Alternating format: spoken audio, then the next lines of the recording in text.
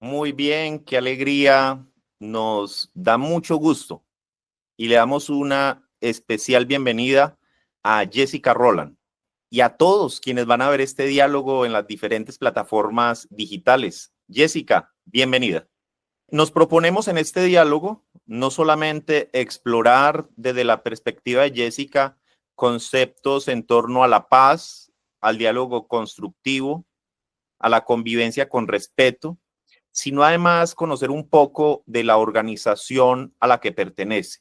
Y lo más importante, aunque parezca sin trascendencia, nos interesa mucho conocer aspectos de la vida de Jessica, de su cotidianidad, de su familia, de sus pensamientos, hasta donde desee. Usted es nuestra invitada especial, Jessica, y queremos que se sienta cómoda y que compartamos un momento agradable. ¿Está de acuerdo? Yes. Perfecto. Vamos a romper el hielo con unas preguntas cortas. Nos puede responder con una palabra, con una frase, como quieras. Iniciemos. ¿Qué hace feliz a Jessica? What makes me happy? Mi perros. No, I love my work. So my work is what drives me, but the dogs keep me going. Jessica, ¿qué la decepciona? The US current administration. ¿Qué es lo que la enoja? The pushback against promoting gender equality, the pushback against funding peace, and just the overall anger in the world instead of being able to talk to one another. En su tiempo libre, ¿qué le gusta hacer? ¿Cómo se recrea? ¿Cómo disfruta su tiempo libre? My free time. My free time, I like yoga. I like hot yoga that really makes you slow down, forget about everything that's going on, and just live in the moment. So I have to go into the intense heat to make it where I don't let my mind explore, but I enjoy it. Estamos rompiendo el hielo. Ahora viene el plato fuerte. ¿Le gusta la música? I do like music, all kinds. ¿Prefieres películas o series? ¿Y de qué género?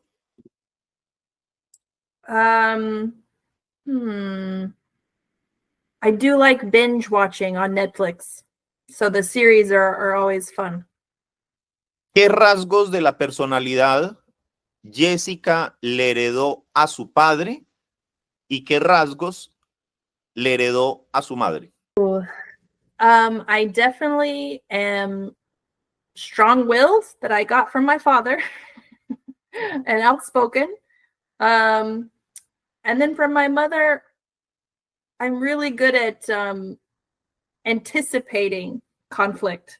So being able to see things around me and think about prevention of things. So I guess I can be strong when I need to at times and put my foot down, but also a good listener and being able to anticipate things. ¿Le gusta el deporte? ¿Algún deporte en especial? I did play volleyball. Wow, increíble. ¿Usted siente admiración por alguna persona en especial? Una persona en especial, sea que todavía viva o que ya haya fallecido, que sienta gran admiración por una persona? Mm-hmm. ¿Por quién? Yeah, no, I really admire my grandmother, who actually passed during COVID, because but she actually got COVID and passed. But I always really admire and think about just the way that she approaches people with full open arms, no fear, no just complete love, and the way that she's just able to do that with complete strangers. And I really try to take that approach. Y adicional a su abuela, ¿algún personaje público mundialmente reconocido que admires? Right now, I would say Alexandria Ocasio-Cortez. she's really leading the way of young women in the U.S. And pushing back against some of the current policies that we're seeing. That's causing some real pain for families here in the U.S. And so I really admire what she's doing from representing my generation. Bueno, ya rompimos el hielo, ¿cierto? Ya tenemos un poco más de confianza. Ahora sí, viene un plato más fuerte. ¿Qué nos quisiera contar acerca de su familia? Por ejemplo, ¿cómo está conformada su familia? 2 sisters, one older, one younger. And I also have a step sibling from another step parent. So three girls in all. And my family's quite big. A lot of divorces in my family, so it's quite big. But all still very locally living from where I am originally from in North Carolina. So my family, North Carolina, is very religious, but heavily Christian. So very different denominations. So I grew up in different types of denominations. So Baptist churches, Presbyterian churches, Methodist churches. So as much as I would love to say that we have a diverse group of faith in North Carolina, it's not so much, which is probably why the work that I do was of interest. ¿Y tú, Jessica, profesa alguna religión? Yes, I am a Christian. La mayoría de personas con las que se relaciona en su ámbito de la familia, en el trabajo, profesión, estudio, según lo que me cuentas, profesan diferentes creencias. A pesar de eso, ¿se entienden? ¿Se llevan bien? Yes. ¿Esa experiencia cómo ha nutrido tu vida? Yeah, I mean, for me, being able to understand what drives people, their values, their motivations, their faith, everyone comes at it at different angles, and being able to unpack those different elements and how communities are bound by those elements is something that is a continuous learning journey throughout your entire life. So being privileged to be able to follow that and learn from that is incredible.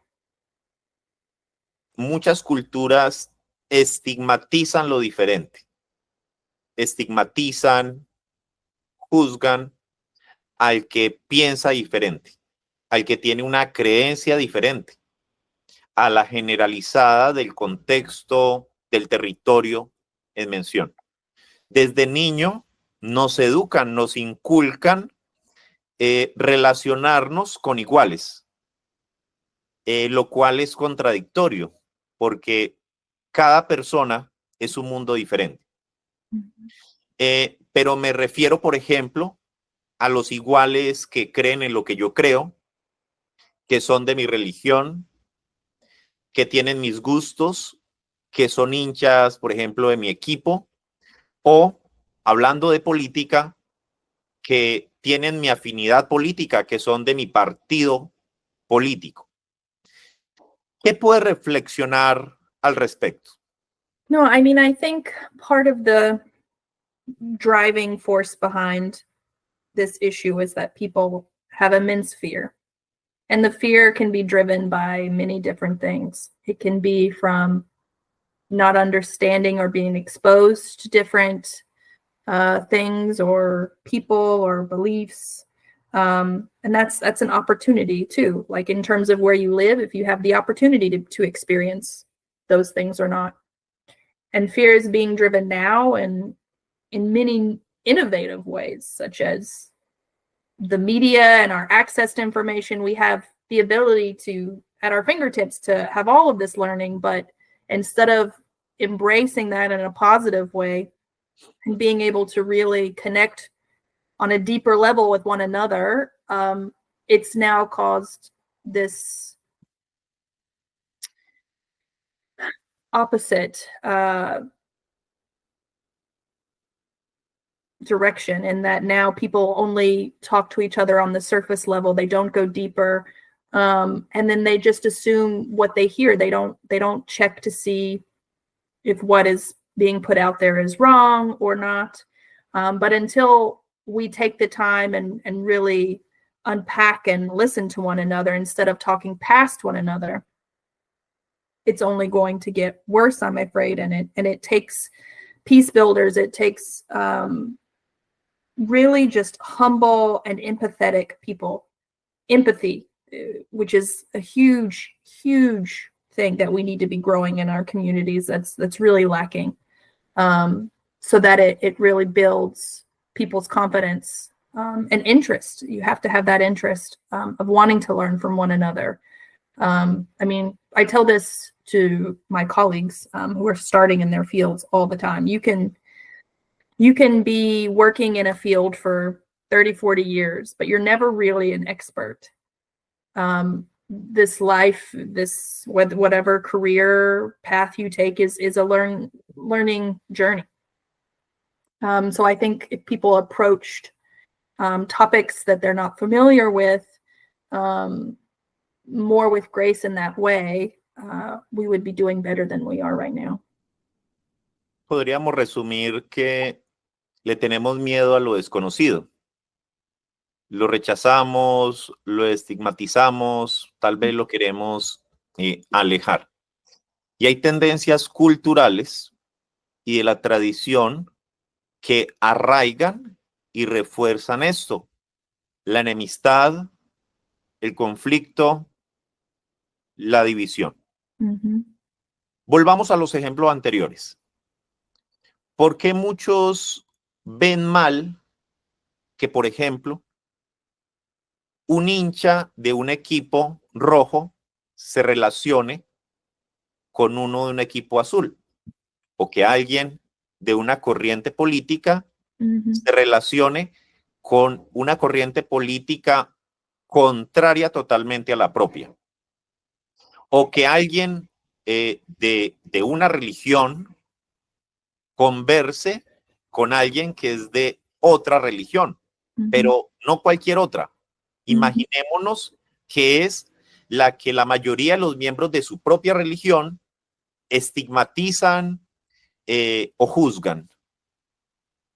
Si puedes reflexionar en voz alta cómo los prejuicios, cómo los estereotipos refuerzan la cultura de la violencia, la cultura de la segregación, de la exclusión y la discriminación. Mm-hmm. Yeah, I mean, when I said that there is a lot of fear, some of that fear is valid because, as you were saying, it's built on histories of violence or exclusion, intimidation. When I think of Indigenous peoples, they're continuously being attacked for defending their land and their positions and their communities because they're not in the majority. So some of these fears are very valid, but it's being able to then address those root causes of what's driving that fear. And then that's the job of peace builders in their communities to do, whether that be from an exclusionary discrimination point of view. Is it that there are laws or policies that's discriminating against a specific community, whether religious, ethnicity, whatever it is? Is it in the community? Is there a stigma socially? If you're LGBTQ, for example, is that going to stigmatize you from being part of that community socially, even if there isn't a law that discriminates against you? It's the same in our institutions. Of course, in the US, we're getting rid of all of our DEI initiatives that help to address some of this discrimination in our institutions, because there is rhetoric that's being used that hurts people who should have the job, but they don't get it because of DEI, even though it's a lie. But it's being able to going back to what we were talking in the beginning, raising awareness, building education, all of these things to be able to address a lot of this misinformation and fear that's out there.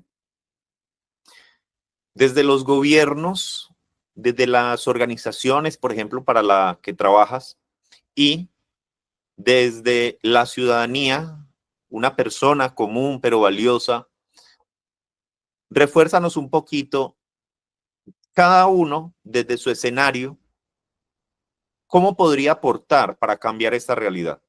I mean, it takes a village. It takes each and every one of us that if you see something, you say something.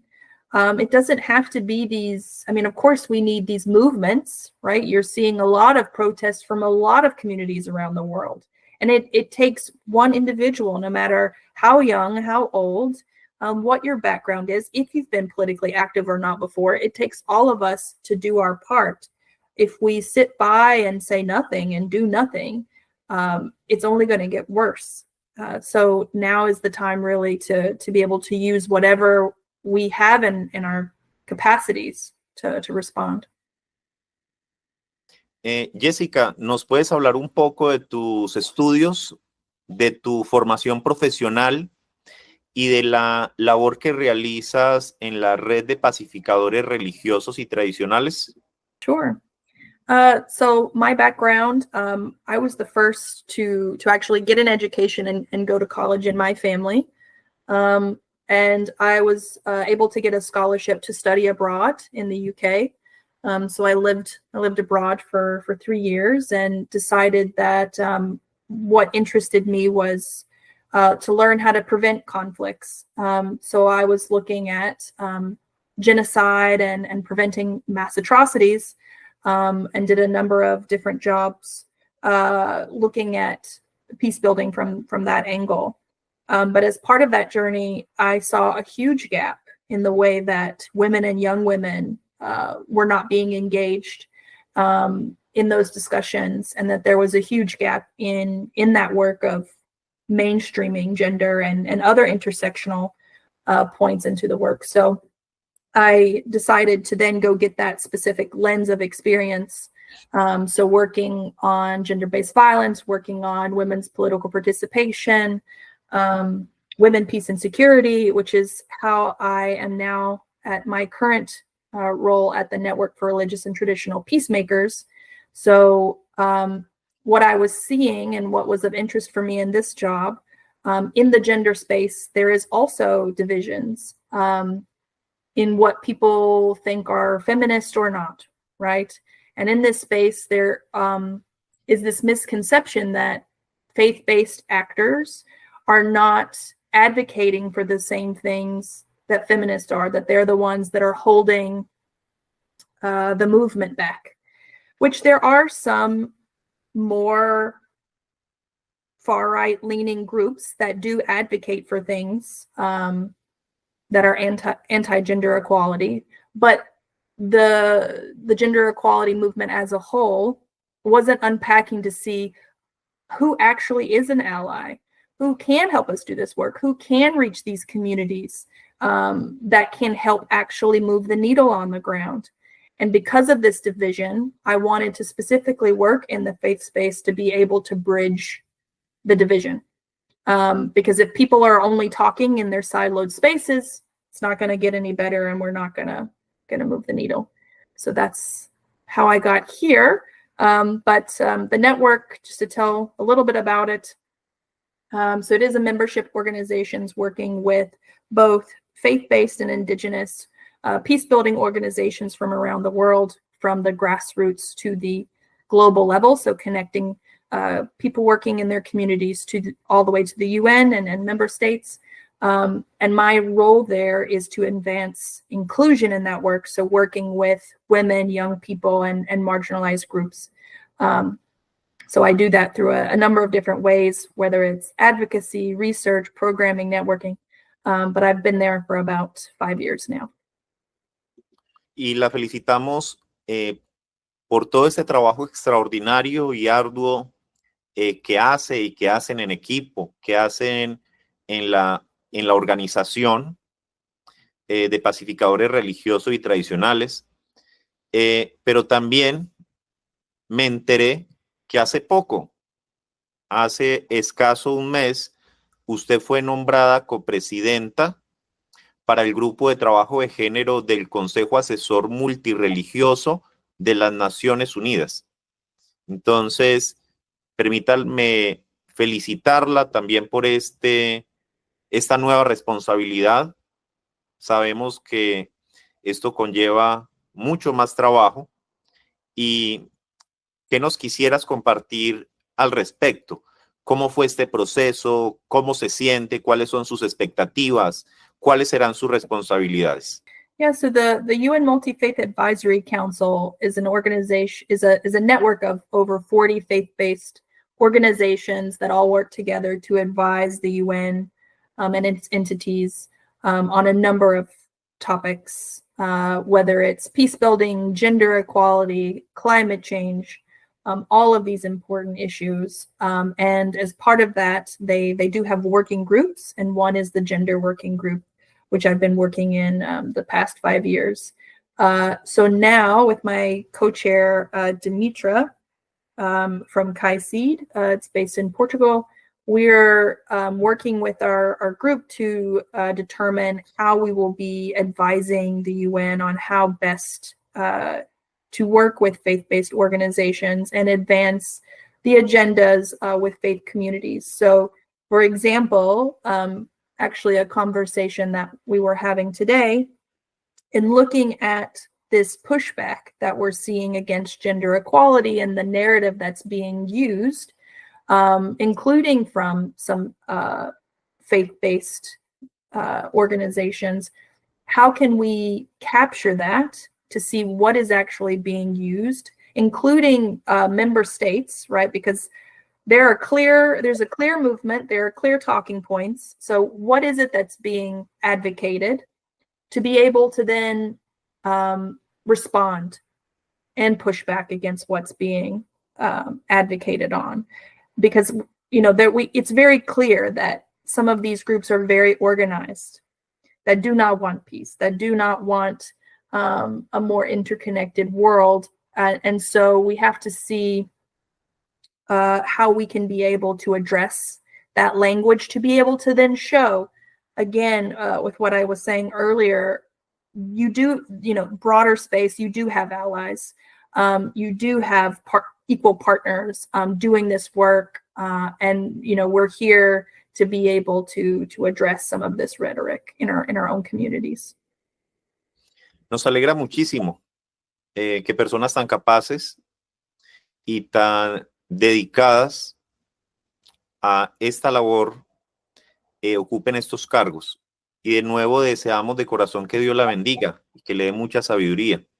Estamos muy agradecidos, muy agradecidos. Nos encantaría seguir hablando con usted, pero valoramos su tiempo, su disposición y no queremos abusar de este espacio que usted ha apartado en medio de tantas responsabilidades. Y acostumbramos a que nuestro invitado, en este caso usted, nuestra invitada especial, tenga el honor de despedir este diálogo. ¿Qué nos quieres compartir para finalizar? No, I really am so appreciative of having the time to talk with you and learn more about this initiative. You're one of those that's doing this work clearly and taking the time, and you really care. So you know, I'm really admire what you're doing, and I'm only here to help and to help promote.